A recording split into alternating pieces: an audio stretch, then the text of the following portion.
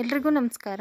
ಆಹಾ ಎಂತ ರುಚಿ ಚಾನಲ್ಗೆ ಸ್ವಾಗತ. ಇವತ್ತಿನ ವಿಡಿಯೋದಲ್ಲಿ ಅವರೆಕಾಳು ಸಬ್ಸಿಗೆ ಸೊಪ್ಪು ಮತ್ತು ದಂಟಿನ ಸೊಪ್ಪು ಇದಿಷ್ಟನ್ನು ಬಳಸ್ಕೊಂಡು ಬಸ್ಸಾರನ್ನು ಹೇಗೆ ಮಾಡೋದು ಅಂತ ನೋಡೋಣ. ನಾನಿಲ್ಲಿ ಅವರೆಕಾಳು ಬಿಡಿಸಿಟ್ಕೊಂಡಿದ್ದೀನಿ, ಹಾಗೆ ದಂಟಿನ ಸೊಪ್ಪು ಮತ್ತು ಸಬ್ಸಿಗೆ ಸೊಪ್ಪು ತೊಗೊಂಡಿದ್ದೀನಿ.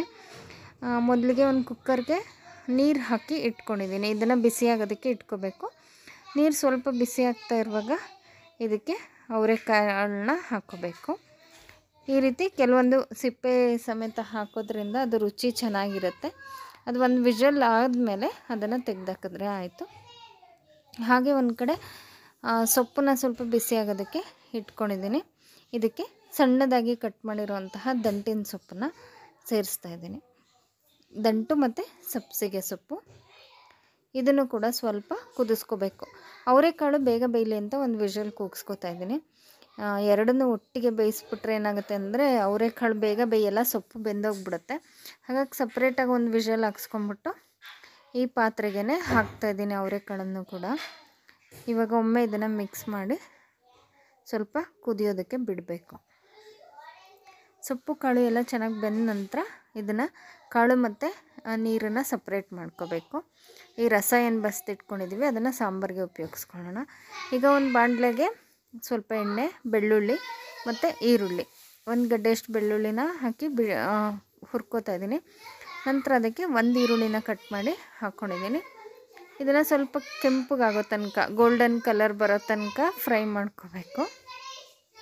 ನಂತರ ಇದಕ್ಕೆ ಸ್ವಲ್ಪ ಕಾಳುಮೆಣಸು ಹಾಗೆ ಒಂದು ಚಮಚ ಜೀರಿಗೆ ಸೇರಿಸ್ಕೊಂಡಿದ್ದೀನಿ. ಒಂದು 5-6 ಕಾಳಷ್ಟು ಕಾಳುಮೆಣಸನ್ನು ಹಾಕ್ಕೊಂಡಿದ್ದೀನಿ. ಹಾಗೆ ಕರಿಬೇವು ಒಂದು 5-6 ಎಲೆ. ಇದನ್ನೆಲ್ಲ ಒಂದು ಸಲ ಬಿಸಿ ಮಾಡ್ಕೋಬೇಕು. ನಂತರ ಒಂದು ಮಿಕ್ಸರ್ ಜಾರ್ಗೆ ಸ್ವಲ್ಪ ತೆಂಗಿನಕಾಯಿ ತುರಿ, ಒಂದು ಹಿಡಿಯಷ್ಟು ಹಾಕ್ಕೊಂಡಿದ್ದೀನಿ, ಸ್ವಲ್ಪ ಕೊತ್ತಂಬರಿ, ಹಾಗೆ ನಾವು ಬೇಯಿಸ್ಕೊಂಡಿರೋಂಥ ಸೊಪ್ಪು ಮತ್ತು ಹಸಿಮೆಣಸಿನ್ಕಾಯಿನ ಸೇರಿಸ್ಕೋಬೇಕು. ಹಸಿಮೆಣಸಿನ್ಕಾಯಿ ಈ ರೀತಿ ಬೇಯಿಸಿ ಹಾಕ್ಕೊಂಡ್ರೆ ರುಚಿ ಚೆನ್ನಾಗಿ ಬರುತ್ತೆ. ಹಾಗೆ ಹುರಿದಿರೋಂಥ ಈರುಳ್ಳಿ, ಬೆಳ್ಳುಳ್ಳಿ, ಜೀರಿಗೆ, ಮೆಣಸು ಇದನ್ನು ಸೇರಿಸಿ ರುಬ್ಕೋಬೇಕು. ರುಬ್ಬಿದ ನಂತರ ಇದನ್ನು ಸಣ್ಣದಾಗಿ ರುಬ್ಬಿಟ್ಟು ನಾವು ಮೊದಲೇ ಬಸ್ತಿಟ್ಕೊಂಡಿರೋಂಥ ರಸಕ್ಕೆ ಹಾಕಿ ಮಿಕ್ಸ್ ಮಾಡಿಬಿಟ್ಟು ಚೆನ್ನಾಗಿ ಮಿಕ್ಸ್ ಆದ ನಂತರ ಇದನ್ನು ಕುದಿಯೋದಕ್ಕೆ ಇಡಬೇಕು. ಇದಕ್ಕೆ ಸ್ವಲ್ಪ ಹುಣಸೆ ರಸನ ಸೇರಿಸ್ತಾ ಇದ್ದೀನಿ. ಹುಣಸೆ ರಸ ಹಾಕಲ್ಲ ಅಂದರೆ ಇದಕ್ಕೆ ಹಾಲು ಕೂಡ ಸೇರಿಸ್ಬೋದು. ಒಂದು ಚಿಕ್ಕ ಗ್ಲಾಸಲ್ಲಿ 1 ಗ್ಲಾಸಷ್ಟು ಹಾಲು ಕೂಡ ಹಾಕ್ಕೋಬಹುದು.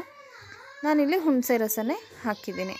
ಈ ಸಾಂಬಾರು ಕುದೀತಾ ಇರಲಿ ಅಷ್ಟರಲ್ಲಿ ಇದಕ್ಕೆ ಒಂದು ಒಗ್ಗರಣೆ ಕೊಟ್ಕೊಳ್ಳೋದಕ್ಕೆ ಸ್ವಲ್ಪ ಎಣ್ಣೆ, ಸಾಸಿವೆ, ಜಜ್ಜಿರೋಂತಹ ಬೆಳ್ಳುಳ್ಳಿ, ಕರಿಬೇವು, ಇಂಗು ಇದಿಷ್ಟನ್ನು ಹಾಕಿ ಸಾಂಬಾರಿಗೆ ಒಗ್ಗರಣೆಯನ್ನು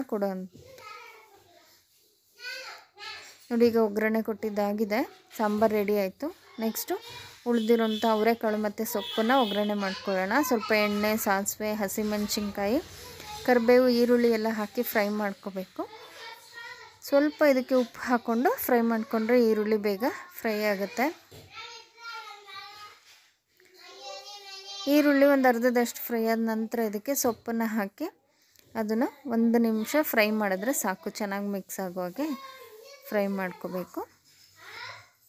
ಸ್ವಲ್ಪ ಕಾಯಿ ತುರಿಯನ್ನು ಸೇರಿಸ್ಬಿಟ್ಟು ಹಾಗೆ ಸ್ವಲ್ಪ ಕೊತ್ತಂಬರಿ ಹಾಕಿ ಇದನ್ನು ಮಿಕ್ಸ್ ಮಾಡಿಕೊಂಡ್ರೆ ಸಬ್ಸಿಗೆ ಸೊಪ್ಪು, ಅವರೆಕಾಳು ಮತ್ತು ದಂಟಿನ ಸೊಪ್ಪಿನ ಪಲ್ಯ ಮತ್ತು ಸಾಂಬಾರು ರೆಡಿ ಆಯಿತು. ಬಸ್ಸಾರು ಮುದ್ದೆ ಜೊತೆಗಂತೂ ತುಂಬಾ ಚೆನ್ನಾಗಿರುತ್ತೆ. ಇದು ಅನ್ನಕ್ಕಾಗಲಿ ಮುದ್ದೆಗಾಗಲಿ ತುಂಬ ಚೆನ್ನಾಗಿರುತ್ತೆ. ತುಂಬ ತೆಳುವಾಗೂ ಮಾಡ್ಕೋಬಾರ್ದು, ತುಂಬ ಗಟ್ಟಿಯಾಗೂ ಮಾಡ್ಕೋಬಾರ್ದು. ನೋಡಿ ಬಿಸಿ ಬಿಸಿಯಾಗಿ ಎಷ್ಟು ಚೆನ್ನಾಗಿ ಆಗಿದೆ ಅಂತ.